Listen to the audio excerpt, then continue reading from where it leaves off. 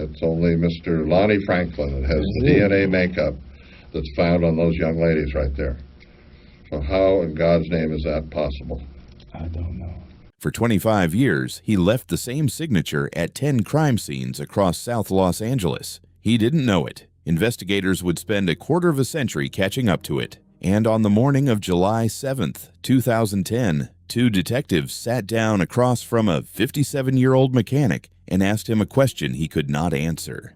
Between 1985 and 2007, women began disappearing from the streets around South Los Angeles' Western Avenue and turning up dead in alleys, dumpsters, and trash bins, often just blocks from where they'd last been seen. Most were shot with a small caliber handgun. Some were strangled. Several had been sexually assaulted. The victims, girls and women ranging in age from 15 to 35, were killed between August of 1985 and January 2007, and investigators eventually tied them to a single offender through DNA evidence, firearms evidence, or a combination of the two. What made the case so difficult wasn't just the killer's method, it was the gap. A Los Angeles alt weekly coined the case's eventual nickname in 2008, after realizing the murders came in two distinct clusters, a run of killings in the late 1980s, then apparent silence, then a second run starting in 2002. Police would come to call him the Grim Sleeper. By 2007, DNA testing had caught up to a level detectives could only have dreamed of 2 decades earlier. Crime scene samples were run against California's Felon database. There was no direct hit, but there was something close. A search of the state's DNA database identified a man whose genetic profile indicated he was a child of the killer. That partial match belonged to a son arrested on an unrelated weapons charge 2 years earlier. It didn't prove Lonnie Franklin had committed the murders, but it told detectives exactly whose front door to knock on. Detectives didn't move on the familial DNA hit alone. They needed Franklin's own genetic profile, not his son's. So they waited and watched until an undercover officer posing as a busboy at a pizza restaurant collected discarded utensils and a crust Franklin had left behind. That sample was the direct match. On July 7th, 2010, LAPD arrested Lonnie David Franklin Jr. at his South Los Angeles home. What follows is the interrogation that came next, conducted by detectives Dennis Kilcoyne and Paul Coulter. It opens the way most of these interviews do, quiet, almost mundane. A man who says he doesn't know why he's there. I just want to ask you, do you know why you're here? No, I don't. Do you have any idea why you're here? No, I don't. Okay, well, we're working on an investigation, and there's a warrant for your arrest, charging a count of murder. Count of murder? Yes, sir. He's told there's a warrant, 10 counts of murder. He's read his rights, the right to remain silent, the right to an attorney, all of it standard and unhurried, and he agrees to talk anyway. That single decision, to keep talking instead of ending the interview right there, is what the next 36 minutes are built on. Kilcoyne starts simply. A photograph, face down on the table, then turned over. She isn't named clearly in this moment, so we won't guess at who she was. We have been investigating a murder that occurred in 2007. Okay? And it involves a young lady. And I'm going to ask you, show you a photograph of this young lady and see if you recognize her.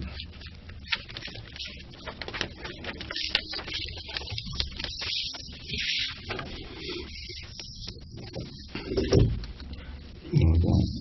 You've never seen that girl before? No, I haven't.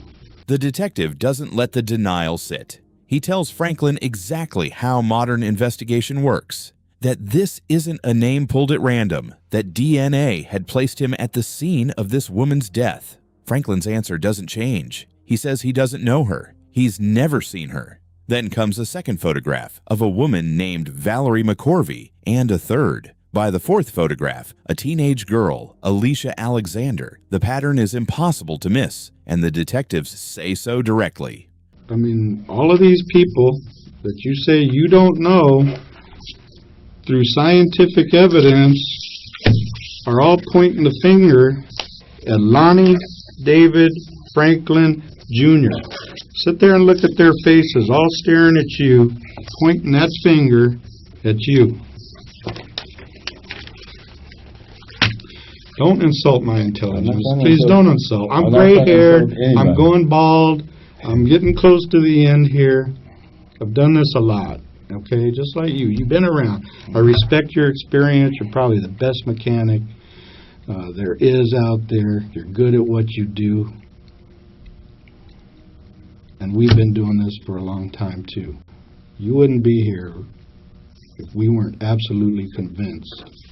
Franklin is told flatly that his denials are insulting. 4 women, 4 denials. And Franklin's own explanation, if it's a coincidence, is a coincidence he can't account for. When Kilcoyne points out that 4 photographs make for pretty thin odds, Franklin has nothing left to offer but agreement. Confrontation alone wasn't moving Franklin, so the detectives shift. They start talking to him almost like a peer.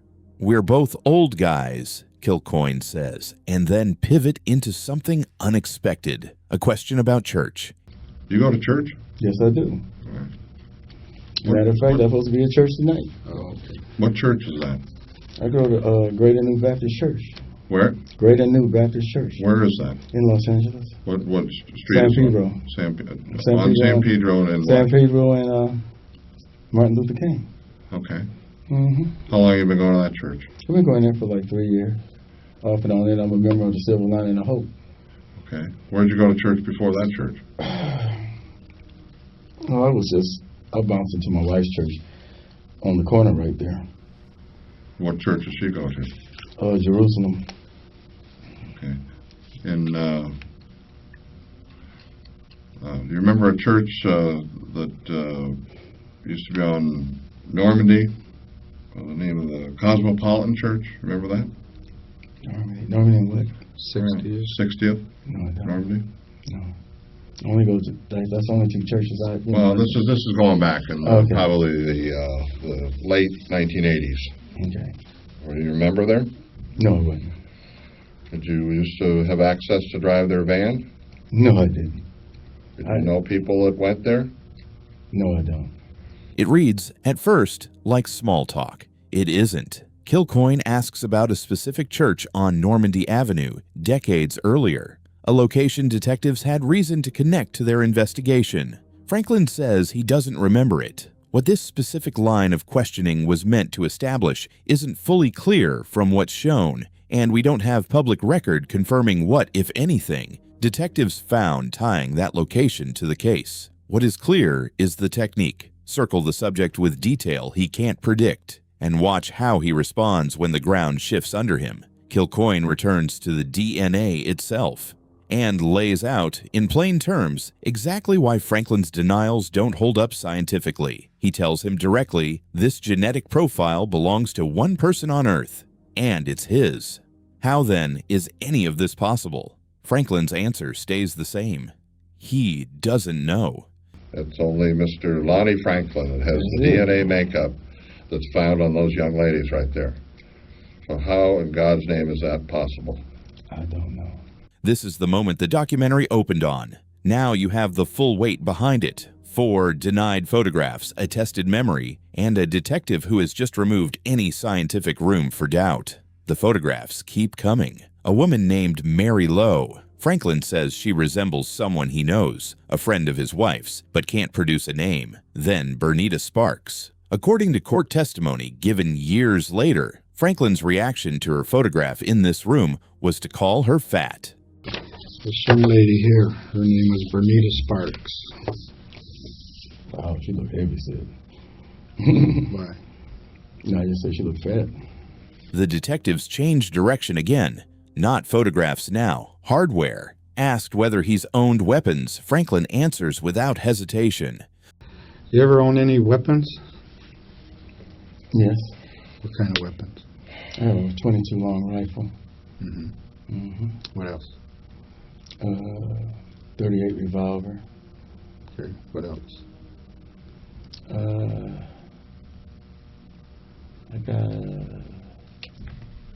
I had a 9mm. 9mm? Mm-hmm. Okay. Any other handgun?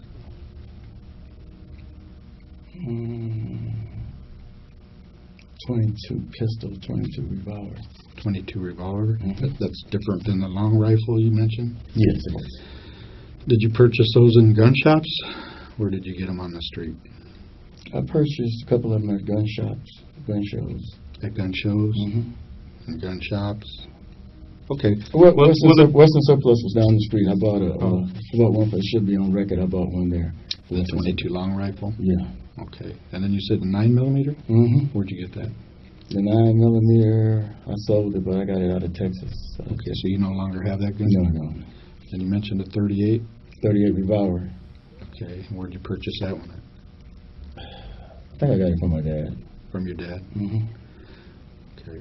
And is Yeah, it still at the house? It was stolen, no. It was stolen? It was stolen. It was broke into. House was broke into some years ago. Oh, okay. And it got stolen. Do you remember when that was stolen? See, we stole a car in 88, but they broke into the house in 91. He accounts for each one in detail, where he bought it, where he got it, when it went missing. A 38 revolver, he says, was stolen when his house was broken into in 1991. A 22 pistol lost around the same time. A 25 caliber pistol and a shotgun sitting in his closet, he says, belonged to his brother-in-law, seized after an eviction days earlier. This detail matters because of what prosecutors would later argue in court. Franklin was connected to his victims through ballistics or DNA evidence, and most were shot in the left side of the chest with a 25 caliber pistol or strangled. The specific gun Franklin claims belonged to a relative sits at the center of a ballistics case, still years away from reaching a jury. To be clear, nothing here proves that particular pistol was the murder weapon. What we can say is that Franklin himself ties a 25 caliber pistol to his own home in this conversation. The photographs resume. A woman named Barbara. Franklin says he's never seen her, never known anything about her, and the detective's patience visibly thins. He tells Franklin plainly that he's laying his cards on the table. Then a woman whose name is cut short in the moment, likely based on the pattern of victims in this case. A woman named Henrietta Wright, found dead in an alley in August 1986. Independent court testimony confirms that when shown her photograph, Franklin's response was to call her butt ugly. This young lady, her name is Henrietta Wright. Go ahead, take a close look.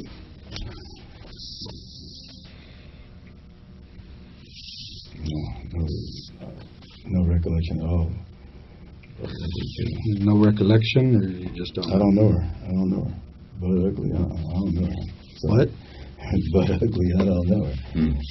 Then Deborah Jackson, and for the first time in the interview, when asked directly who detectives would be looking at if all these deaths connect to one person, Franklin puts himself out loud at the center of the accusation, even as he keeps denying he knew any of the women. Kilcoyne reaches for a metaphor that will define the rest of the interview, laying his cards on the table, telling Franklin plainly that his hand is the better one, and that Franklin would be foolish to keep gambling against it. Look at them. They're all staring at you, pointing their fingers. Well, if they could point their fingers, they're looking right at you. There's my cards. There's my deck right there. Yeah. I think my hand's a lot better than yours right now, Lonnie. Your bluff ain't cutting it. You a poker player? No, I'm poker. Good, because I wouldn't be gambling with this either if I were you. It's a small exchange, but it's the clearest window in the whole interrogation into what this technique actually is. Not a threat, not evidence itself, but psychological pressure built on the evidence that came before it. Whether that pressure is fair, manipulative, effective, or all three is something you can judge for yourself. This is a confidence-based approach, common in interrogation training, presenting the case as already decided in order to see how the suspect reacts. Then Kilcoyne says the word that had defined this case for 2 years before Franklin ever sat in this room. He tells him what the news has been calling him, the grim sleeper. You know what the news calls you? You tell me what the news calls you. Well, I know damn well you know. I mean, you watch the news at night, you watch TV I heard on him talk occasion. about some guy on the news. So what do they call him? What was it? The Reaper? The what? The Reaper? Grand Reaper or something? The Grim Sleeper. Oh, okay. I know it's something like that. Yeah, I saw it on TV. I look at TV. Well, of course you do. Franklin denies it, flatly, immediately. It's not me. For the first time, Franklin isn't just denying knowledge of individual women. He's denying an identity that the public, the press, and, as far as the detectives are concerned, the evidence had already assigned him. What follows is the longest sustained appeal in the interview. Not a question, but a monologue. Kilcoyne lays out the accusation in full, a pattern of picking up women working the streets near Western Avenue at night over a 25-year span, their bodies left in alleys near Franklin's own home. He talks about DNA as a signature, a mark left again and again, and asks Franklin to imagine that mark left on somebody's daughter. 25 years ago. You've had this problem, for at least that we're aware of, for 25 years. You creep out, you pick up these young ladies that are out working Western or Figueroa or whatever in the middle of the night. You have sex with them, you kill them, and then you dump their bodies in alleys throughout the city of Los Angeles. Most of them not too far from your house. There are, you see the number of faces here. That's how many families are affected by this. Families that have been suffering with this for 25 years. Parents. You're a parent, you've got young children, or not young children, but you've got children. What do you think it would feel like to have your little girl murdered, dumped in an alley, and not know how that came to be for 25 years? But somebody left their DNA signature, like their thumbprint, on my little girl. It's worth being precise about what this moment is. It's a detective's characterization of the crimes, delivered as pressure in the middle of an active interrogation, not a courtroom finding. Franklin was later found guilty at trial of killing victims discovered in alleys across that same span of years, which is broadly consistent with what's described here. But the specific claim that victims were picked up on Western Avenue is the detective's characterization in the moment, not something we can independently verify point by point. Franklin's response, when he finally speaks, doesn't address any of it directly. He steers instead toward an alibi about a cell phone call the night before, a minor detail, and Kilcoyne tells him so. Whether or not that ticket ever gets written, he says, is the least of Franklin's problems.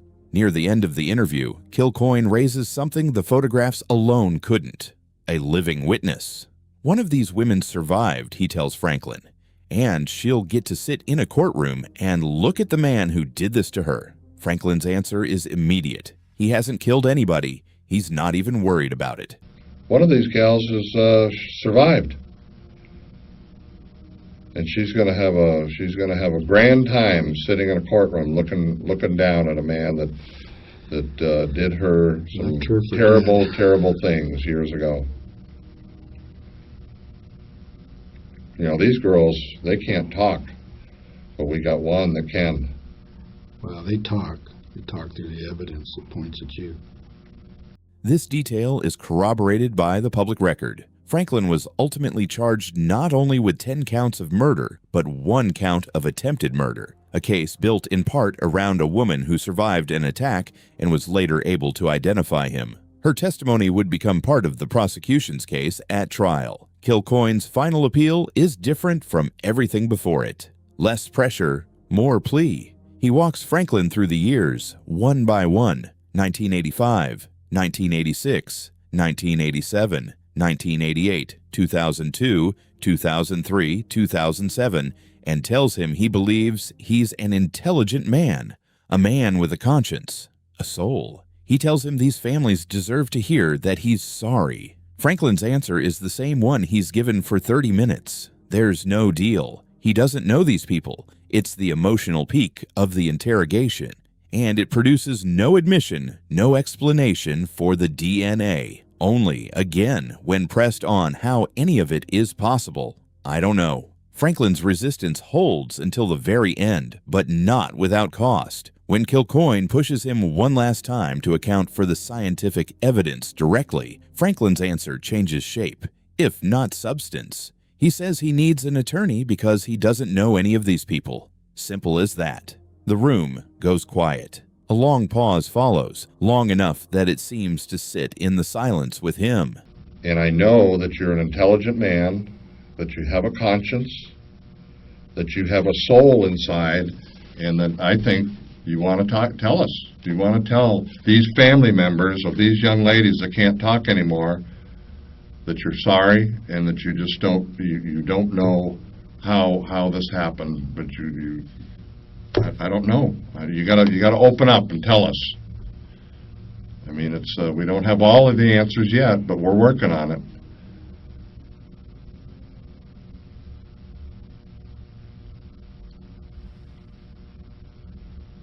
So what's the deal, Lonnie?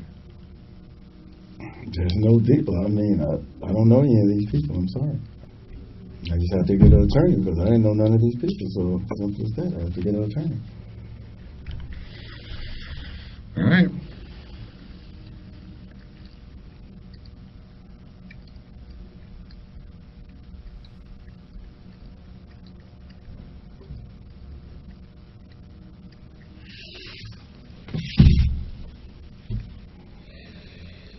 I don't know what else to say.